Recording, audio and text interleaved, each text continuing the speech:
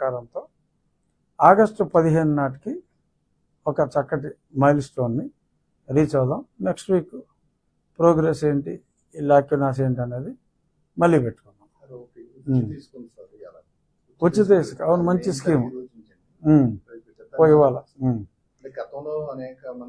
చాలా దారుణం. గతంలో మరి అన్యాయంగా గతంలో చంద్రబాబు నాయుడు గారు ఉచిత ఇసుక ఇచ్చినందుకు కూడా మరి ఆయన మీద కేసు పెట్టారు. అది ఘోరమైన అన్యాయం. మరి ఇప్పుడు ఎంతో పారదర్శకంగా మీరు డైరెక్ట్గా తవ్వి తెచ్చుకునే వాళ్ళు ఉంటే ఆ విలేజ్ వాళ్ళు మీరు బల్ల మీద తెచ్చుకోండి అని చెప్పి ఆ ప్రైస్ అంతా కూడా పారదర్శకంగా ఎక్కువ కాకుండా రీజనబుల్గా తవ్వడానికి ఇంత, ట్రాన్స్పోర్ట్కి ఇంత. గతంలో పోలిస్తే 40% రేటుకే ఇసుక సప్లై వస్తుంది. కాబట్టి ఇసుక అనేది అసలు కన్స్ట్రక్షన్ ఇండస్ట్రీకి చెప్పాలంటే కూరలో ఉప్పు లాంటిది. ఉప్పు లేకపోతే ఏ కూర మనం తినలేము. ఇసుక లేకపోతే అసలు ఏ కన్స్ట్రక్షన్ మనం ముందుకెళ్ళాం. సిమెంటు పెరగాలన్నా, ఇది కన్జంప్షను, మన ఏ అభివృద్ధి జరగాలన్నా ఇసుకే మెయిన్.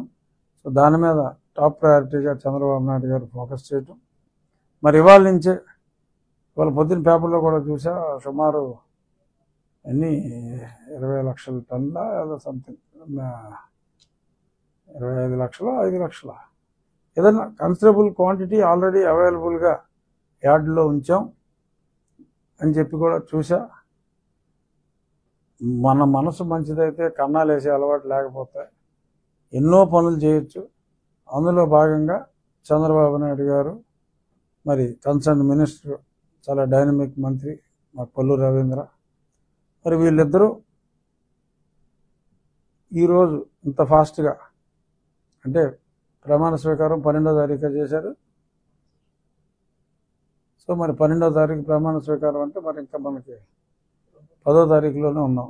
ఇంకా 2 రోజులు ముందే, నెల రోజులు కూడా అవ్వకముందే మరి చక్కటి పాలసీతో వచ్చి బాగా అక్కడ దగ్గరలో ఉన్న వాళ్ళకేమో వాళ్ళే మోసుకు తెచ్చుకునే విధంగా ఓవరాల్గా అందరూ